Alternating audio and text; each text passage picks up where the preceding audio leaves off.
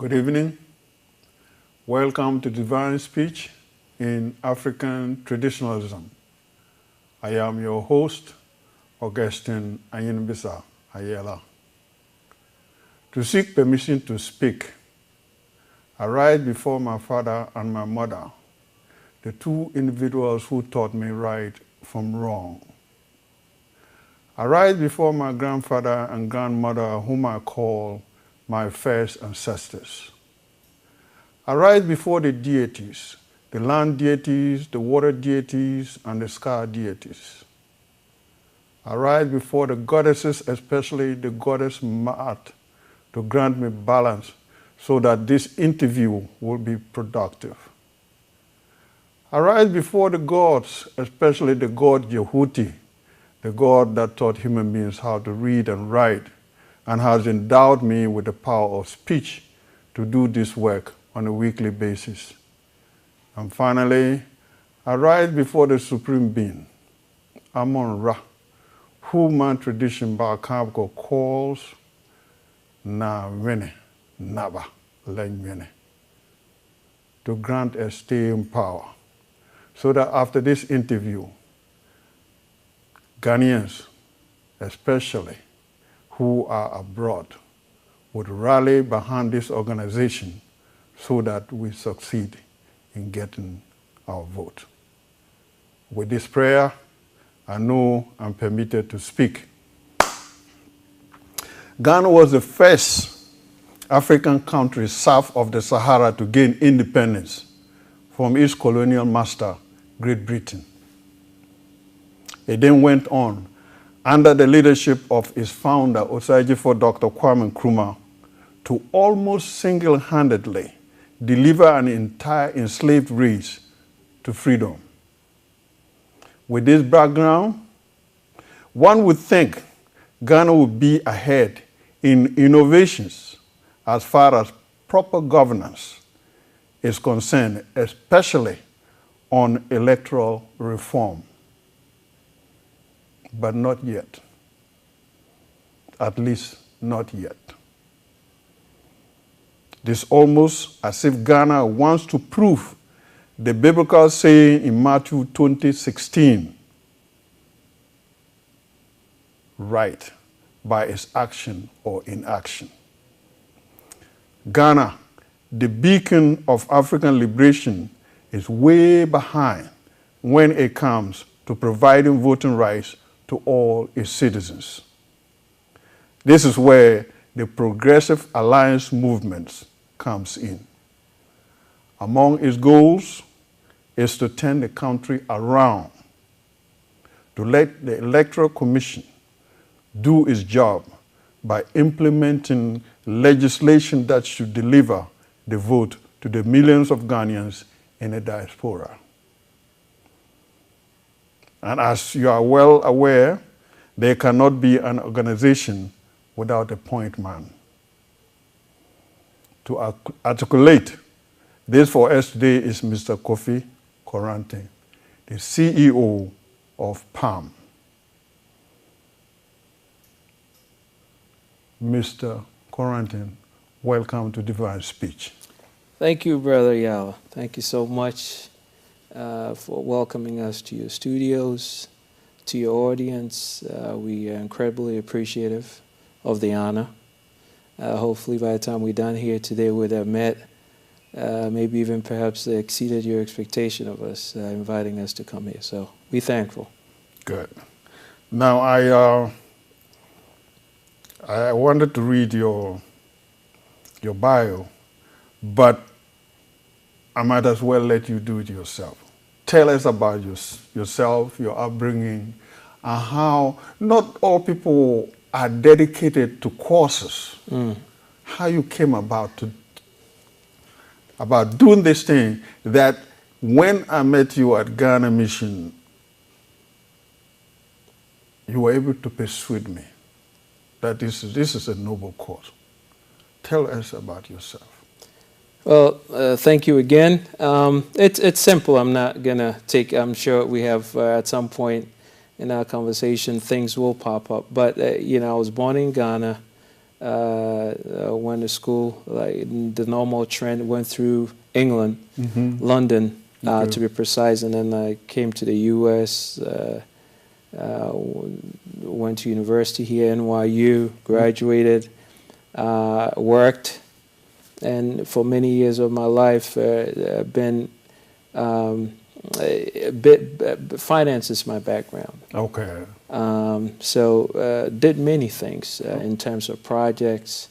By the end of it all, you get to a point in your life where you see there is not only a disconnect, but you feel there's a shortfall. And the shortfall wasn't money. Right. The shortfall was being able to give back. And then also as a concerned citizen, obviously, you get to a point in my numerous visits to Ghana, you see what's going on and you ask yourself how you are able to help. What is your contribution to life? And the reason why that becomes a huge concern and a big question is you take a look at everything you're blessed with. Right. People who have come your way, who have helped you, and it raises questions in yourself that how committed are you to the course of you taking the baton and moving on with the baton in helping, moving the process of help so that somebody else will be blessed through things that you do. So the question became, what's your contribution to life? And at that point in your life, you stop and you sit down and have a conversation with yourself, and you see that you lack in the area of also contributing to the very blessing that has brought you this far. So that's why we formed an organization, because we were in a quest to find out how we'll be able to help the way Ghana was going. A couple of times friends of mine had put together projects that we thought the Ghanaian government could use to help them in different areas. Help with their tax system, help with businesses, help with some things maybe on a social basis that we thought could elevate the communities. And it didn't happen. It didn't happen for many reasons. This is not a political conversation, so we're not going to get into that. But after a deep analysis of what was going on, came to the realization that an incredible ingredient missing in the process was the fact that people who have amassed so much, Ghanaians living abroad who by different courses have gained so much in value in their lives, were in a way constricted to giving back to their country. If you take a look at the remittances going back to Ghana, billions of dollars every year going back to Ghana. There's some bigger human capital that could go back with that remittances. True. And there was no way that was going, that pipeline was open. So we needed to find a way to bring that human capital back to Ghana, because so many people complain so many times that they wanted to come to Ghana and help, but we didn't have any systems to take people on. We didn't have the infrastructure to take people on. And we found out that, listen, it's because people are not engaged in the process. We were not part of the policy-making process. We were not part of anything because we couldn't vote. So that's when we realized that, hey, listen, the only way we're going to be able to make this process work sustainably is to get Ghanaians living abroad to vote. And it's our constitutional right. There is a law that it's in effect. It's actually, and I'll tell you the story at some point, but Act 699, if you make reference to our Constitution, that states, and I'm paraphrasing, that if you're 18 years of age, you were born in Ghana, and you're of sound mind, you can vote wherever your residence country is, you know. And even though it's a law, it's not implemented. People can't believe that. I mean, it's a major human rights violation, but nobody's out there advocating for its implementation. So the Progressive Alliance movement, as one of our major objectives, is there's absolutely no way we're going to be able to help Ghana if Ghanaians cannot vote. Because the people that we heed to only respond to one thing. Right. Vote. The vote. You know, if a politician don't think you can affect them in any way, then they're not going to heed to you. So the organization Progressive Alliance Movement is in existence, well, it's in existence for many other human rights issues, but mainly to start the process, we need to be able to vote first. Right. And that's what we're currently doing. So it came into existence what year? Progressive Alliance? Well, Progressive Alliance Movement has been in the late 2011 was when Progressive Alliance Movement was formed. Okay. Okay. But the law right. in 2000 and actually in 2005, 13 Ghanaians, you know, with the leadership of Dr. Boateng, Dr. Kofi Boateng, Kofi ROPAA, everybody knows him by Kofi ROPAA, went to Ghana and bid to the then president of Ghana, President Kufuor, to pass this law. Right. And he introduced it to Parliament, and it went through its deliberations, and it got passed as a law. Okay, and it became Act 699.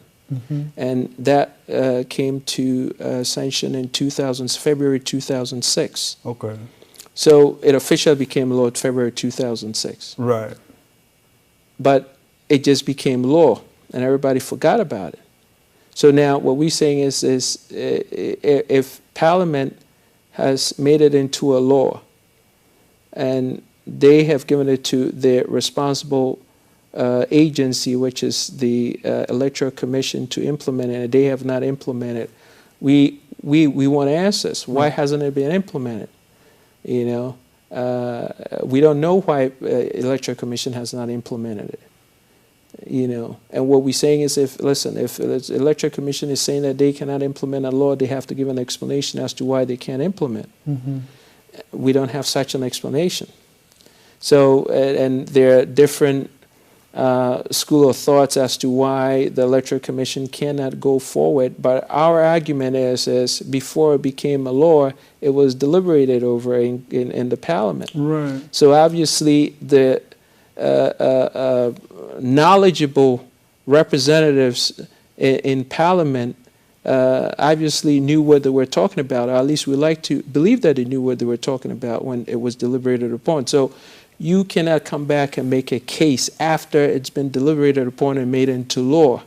It's almost as if the Republicans in this country fighting over the Affordable Care Act after it became a law, and say, you with me? This is what, but it's a law.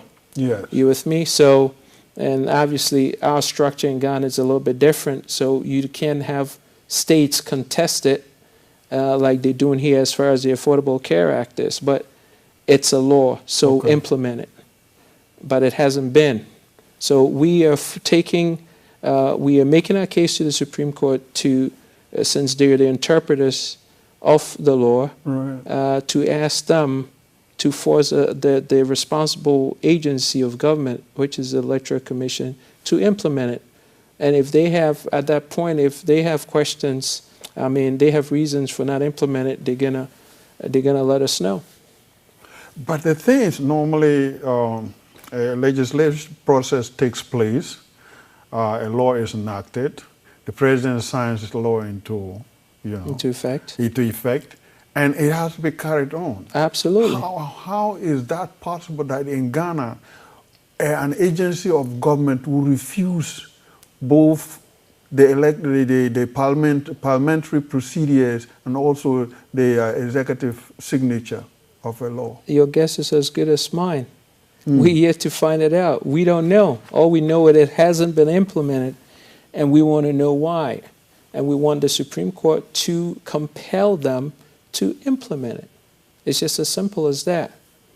So, our argument is, listen, if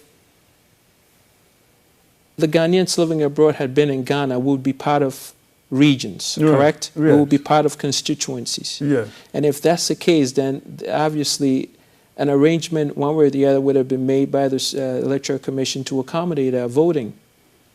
So are you saying that just by virtue of us changing our location, you have deprived us of that? We could move from Brong-Ahafo to Western region. Exactly. And where Ghanaians so long as we register, to be able to vote. Absolutely. Right. And if we represent such a critical constituency based on our contribution to the country, I think we need to be recognized. Rightfully so. I can't even think of a resistance to our being able to vote. It just doesn't make economic sense.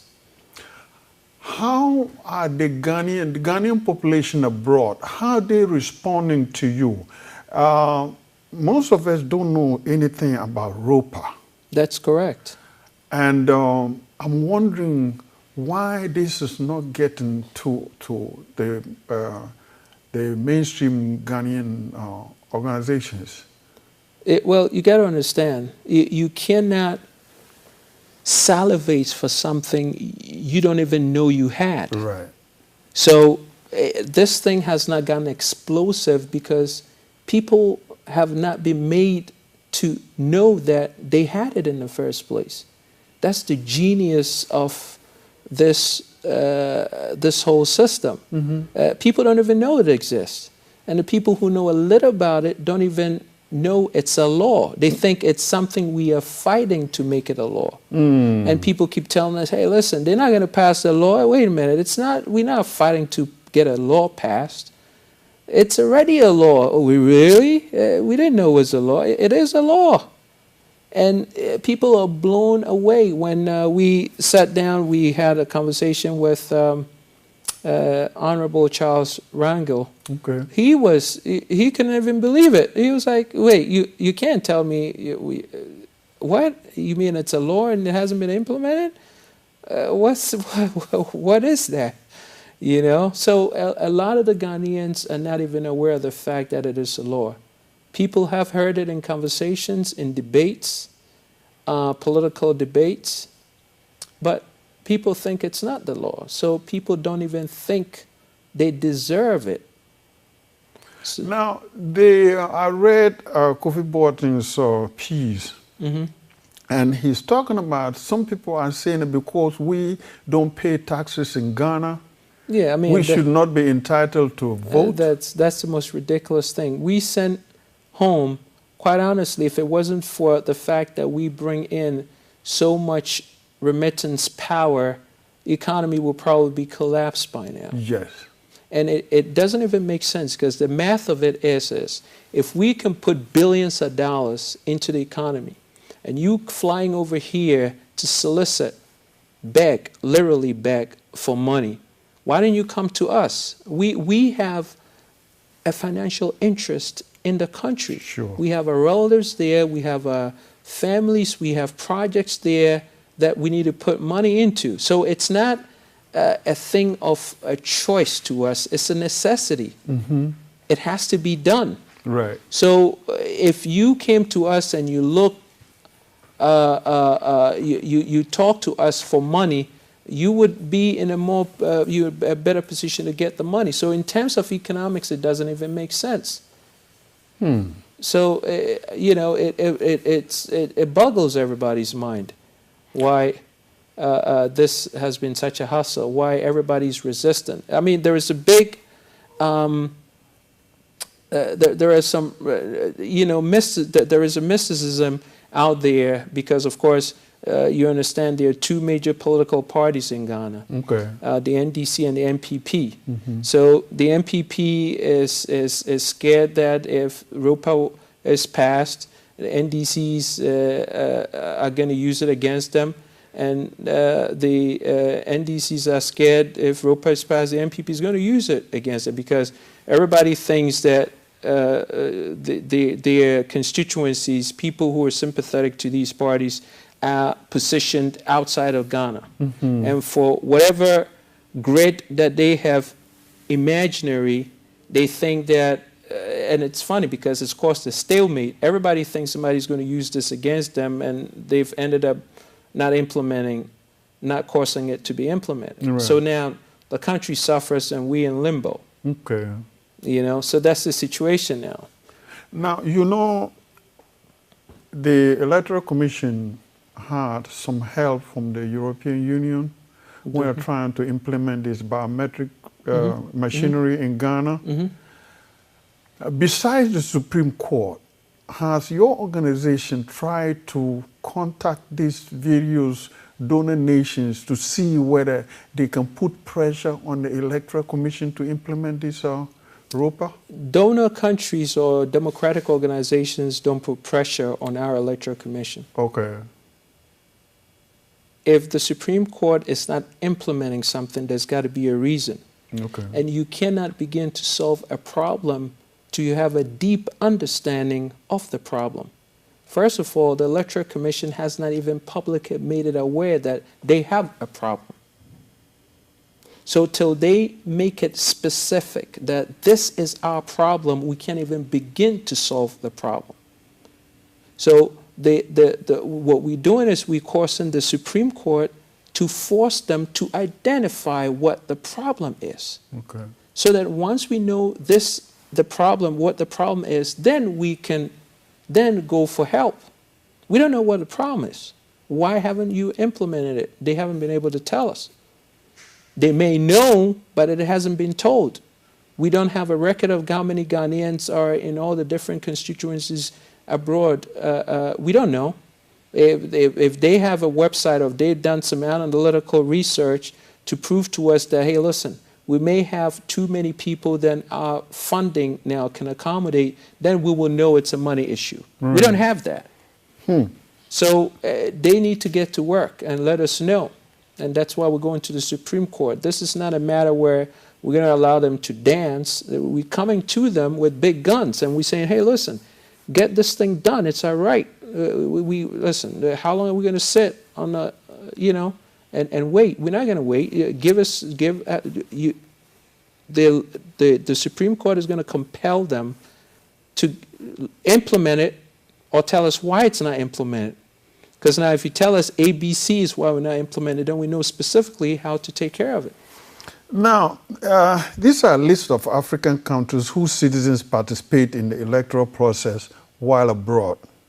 Even the youngest nation, Sudan, South Sudan, guarantees its citizens the right to vote.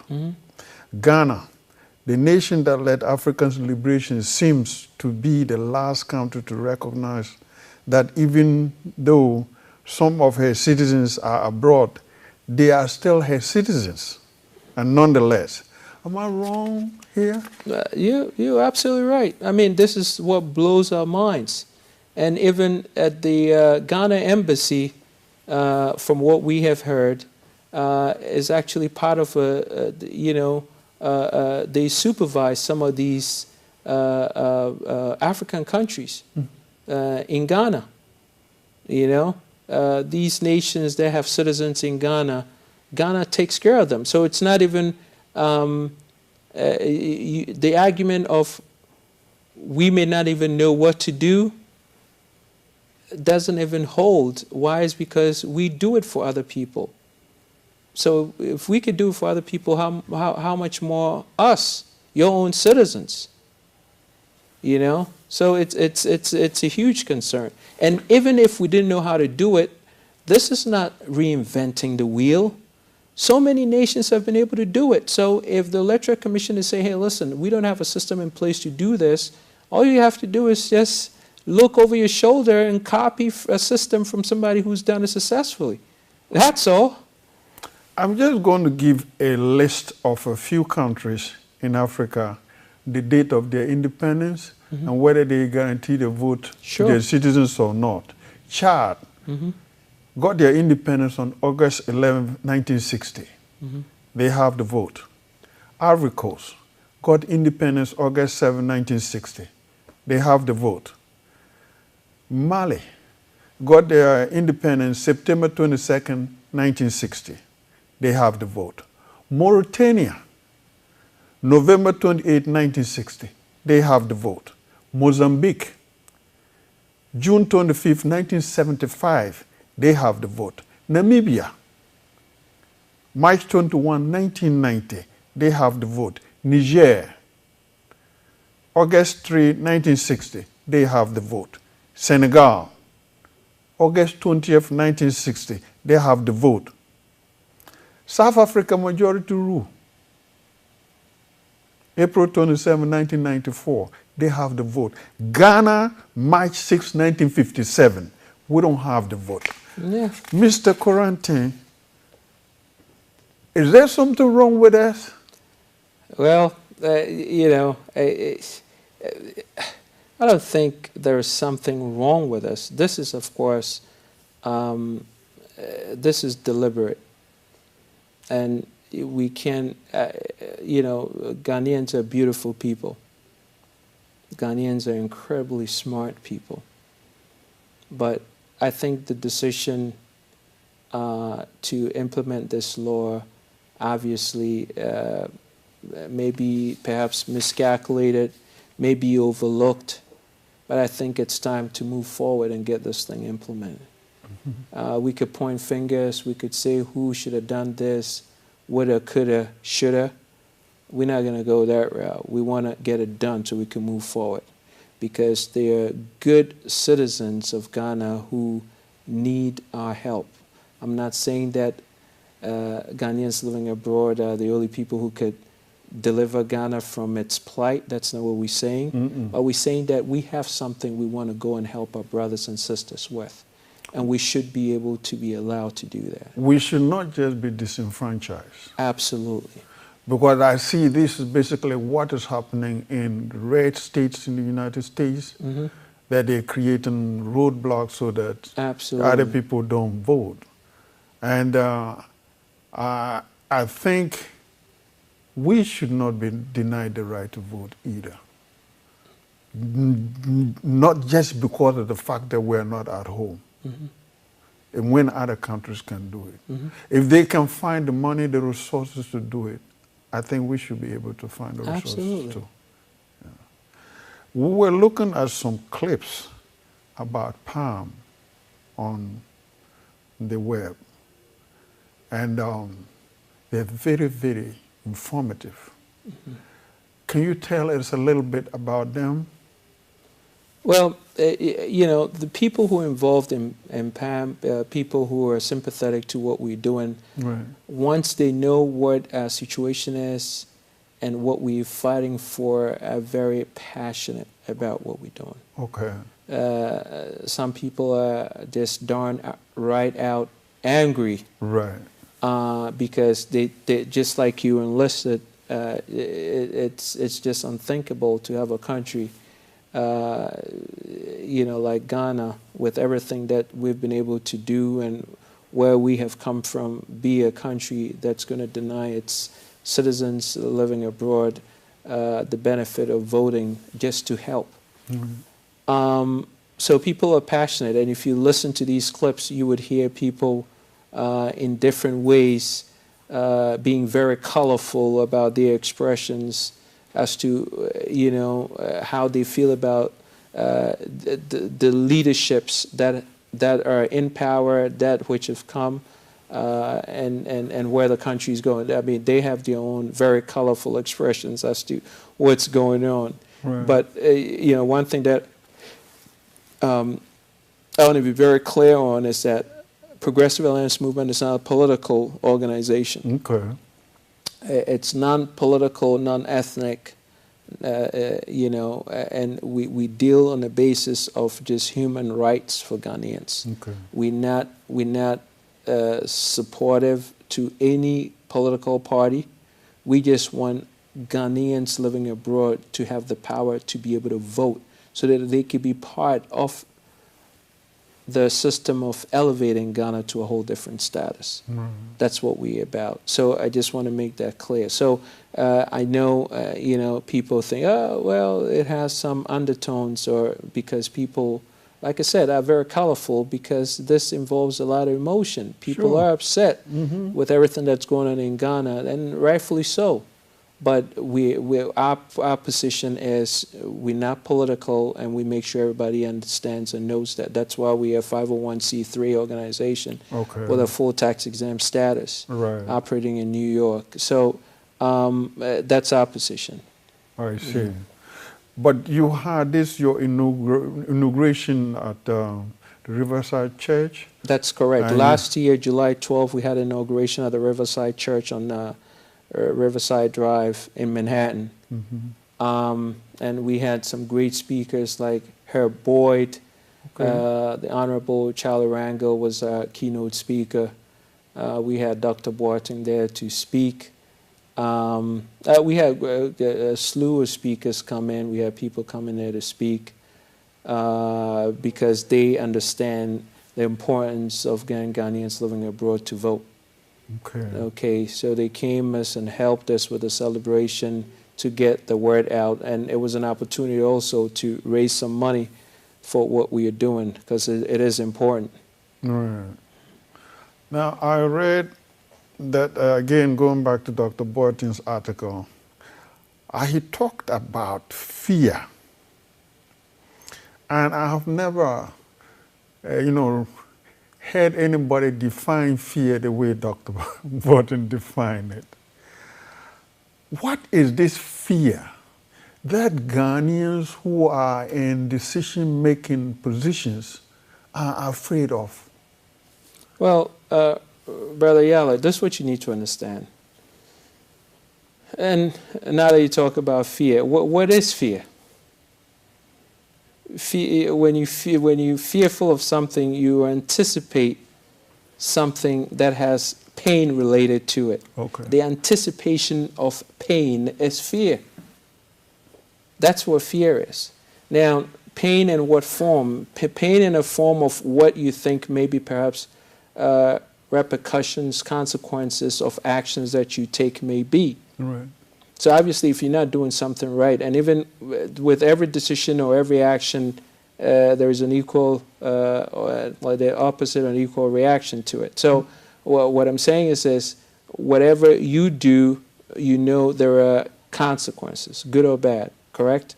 So obviously, if you have an anticipation that some things that you have done in the past is going to cause you to have some maybe negative consequences, then you have reason to fear. But if you have done the right thing for the people, then you have no reason to fear, because you did it the right way. So the only reason why people are fearful that we are able to vote is because maybe perhaps they have reason to think that they didn't do something right. You know? Now, if ROPAA or the Supreme Court is able to instruct the Electoral Commission to implement or promulgate ROPAA, how will Ghanaians be voting, especially those who are abroad? Where will they vote? Where would they go to vote? Well, that's the mandate of the Electoral Commission. That's not my job. My job as a citizen is to force to make sure, or for them to create the necessary apparatus for me to go and vote. So I will respect the Electoral Commission, because it's their mandate to come out with how we're going to be able to do that. But you have places like the Ghanaian missions all over the world. You have people there, you have staff there, just like they do with all the other embassies of all the different countries. This is not rocket science. This is not something that has not been done before. Apparently, as you read, there have been a lot of countries in sub-Saharan Africa that are going through the same process. And they do it pretty well. With positive results. So what is the problem? I mean, it shouldn't even be a topic for discussion because, listen, the best way to, if you don't know something, you copy somebody you find somebody who's done it well and gotten the results, and you copy them. Right. That's the smartest way, right? True. Well, We'll find out. we got a bunch of them. You with me? So Yes. it's a no Ivory issue. Coast is the next door neighbor. Are you if kidding they me? can do it. Are you kidding me? I mean, it's there for us to just go and get. But looking at the calendar, we are already in July. That's correct. And we're going to be having an election in Ghana in 2016. That's correct. Do you think we will be able to get you, Pam, and I'm saying we because of the fact that I'm part of this. Okay. I'm a Ghanaian. I don't want to be disenfranchised. I also want to vote. So when I say we, I know I'm talking to you as, CEO of PAM, but I want to be inclusive. I want to be part of it. Excellent. When will we be able to vote in 2016? Absolutely. See, this is what you got to understand. First of all, the Electoral Commission they may already probably even have their apparatus in place. Right. We don't know that yet. Right. So we're making an assumption on something that needs to be demystified. Okay. We don't know. But now you could slice through all the possible scenarios why this could be a challenge. Right. And whatever the challenge is, it could be taken care of in a period of weeks. Right. We just need a system, an infrastructure. Okay. You got to understand. You see, Ghanaians living abroad are the easiest block to do anything with. You know why? Because we all are registered citizens of this country or of Ghana. For you to be in this country or any other country outside of Ghana, you have to have papers. Yes. Some sort, right? Mm-hmm. So that paperwork is what identifies you as who you are. Right. So the identification process is the most difficult things to establish when you go through this, because once you establish an identification, what else is there? You just need to count the identification as being one way or the other, right? Why would that take months to do? Are you with me? Yeah, I got it. So whatever process you come out with the innovations that we have around today, it's a matter of a click. A couple of clicks and you on your way. If you have the identification established, everybody here already has a passport. Even if it's expired, it's still a passport, correct? So it's an identification. So if the question becomes, well, if it's expired, you need to renew it. How long does that take? We may not be able to do 100% of registrants, but if Ghanaians living abroad know that this is a progressive move forward in the system that has been delayed for so many years, at least we know we're moving in the right direction, and that can be accepted. But for us not to do anything, it's certainly not the way to solve the problem. Mr. Koranteng, the last time we met at Ghana Mission, your argument was compelling enough for me to understand. I was persuaded to become a member of PAM. Collectively, PAM and DSAT, that is Divine Speech in African Traditionalism, should have a larger audience.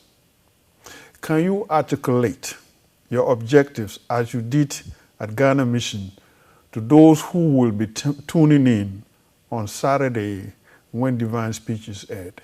Tell us about the difficulties you're having with the money to get to the Supreme Court, how you appeal to the Ghanaians to see how they can help PAM. Thank you. Let me just say this for the last couple of minutes that we have, and I think we're going to, we sunsetting into this program.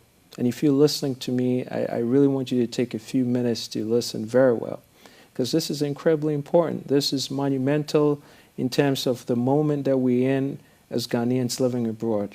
We have a one shot, one kill. Now, that could be a bad analogy, but you know, I'm talking like a Navy SEAL right now. Mm-hmm. This is incredibly important. So we need to make sure that this happens. And by that, I mean, we need to come together as a people. We need to support Progressive Alliance movement. And by that, we need to support Progressive Alliance movement with money. Why? Let me tell you this. We are flying attorneys from here in the United States to Ghana. Obviously, the reason is if you have not been admitted to the bar in Ghana, you cannot submit a case to the Supreme Court. Mm-hmm. So the attorneys we are flying to Ghana are going in as supporting attorneys to the attorneys that we have in Ghana to put the case together and make it stronger still. So it becomes an incredibly expensive feat.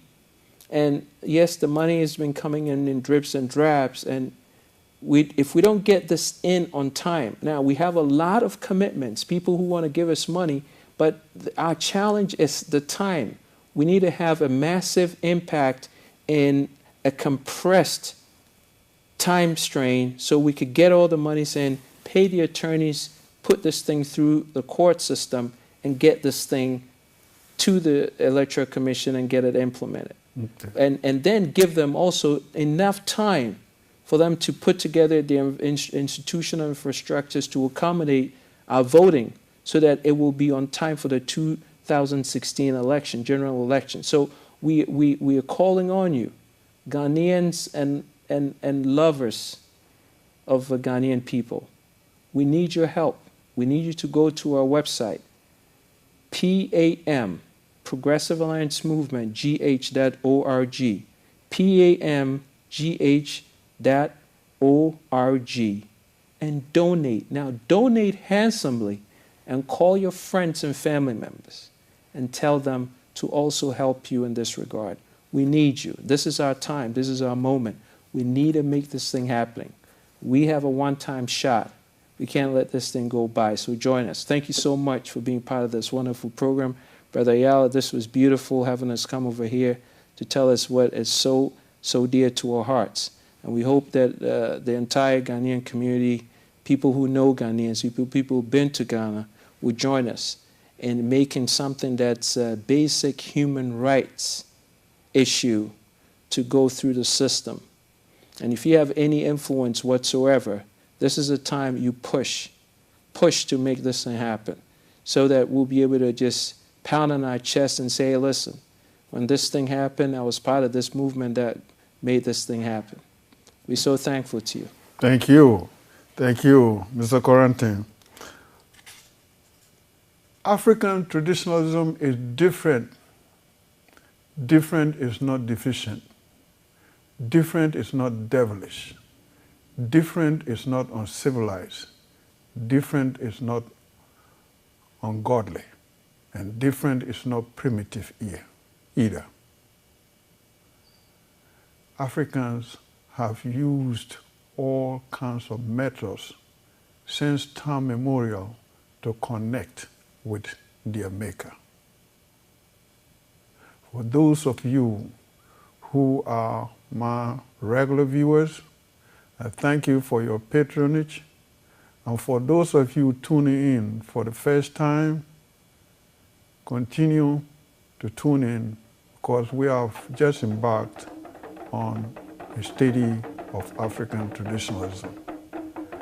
And please try to donate to PAM so that we as Ghanaians are not disenfranchised as citizens of our beloved land.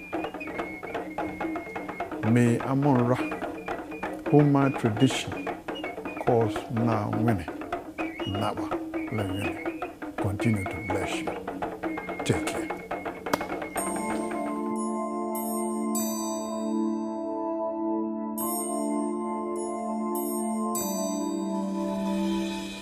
It has been my dream to really belong to a movement or a group of able Ghanaians from all walks of life that really thinks about Ghana and how Ghana will move forward.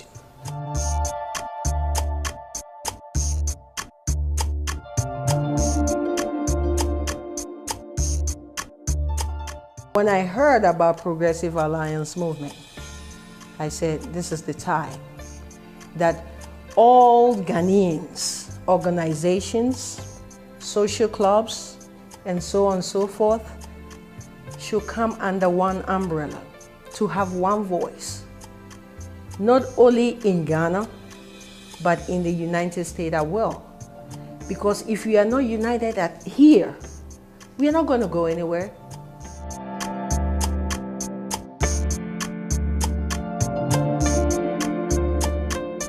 What I see in Progressive Alliance Movement, and one of the reasons why I joined, their philosophy is, let us leave this world, and for that matter, Ghana, in a better shape than we found it, for the common good.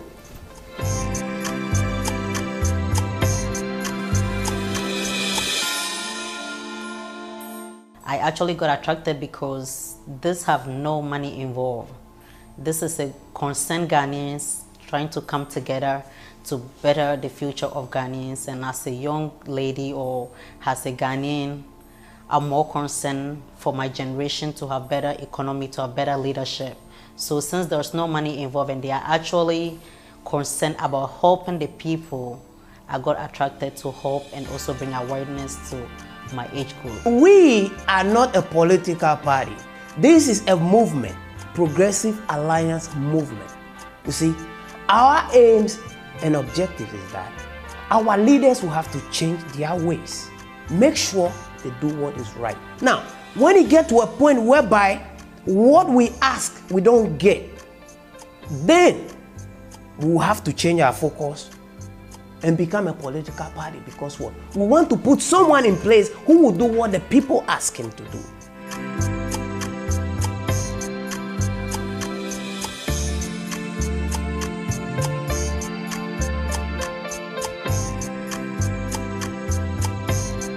Since Kwame Nkrumah, we haven't seen any effective leader in Ghana who has been able to bring the form of infrastructure and developmental goals Ghana needs.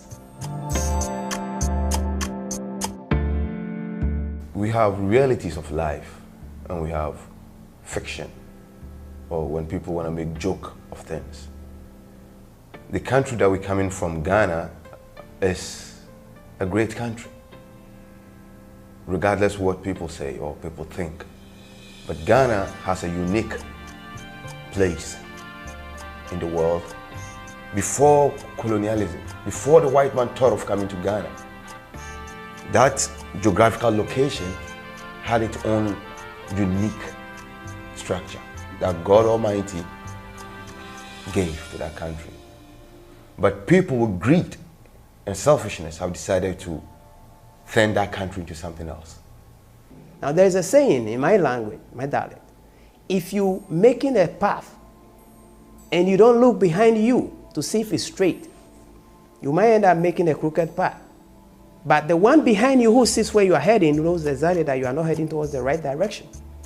So it's about time the people wake up, come together, speak to our leaders and say, listen, the way you are ruling the land is not right for the people, because there's so much suffering going on. And we got to the point that it will take only few to wake up and say that, and then others will come into place. As we, Progressive Alliance Movement, we wanted to be the voice and hold the party responsible of whatever they promise the country. We are not MPP, NDC, or any party affiliated. We are independent and we are all Ghanaians, and our goal is for better Ghana and for our generation to come.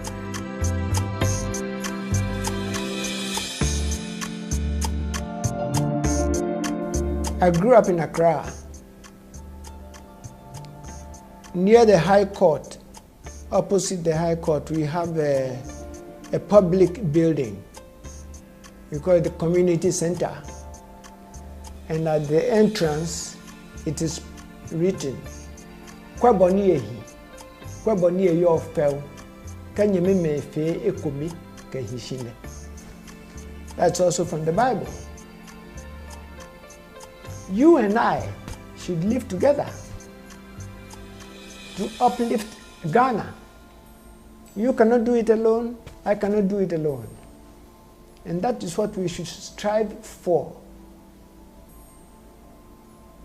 Do something for the common good.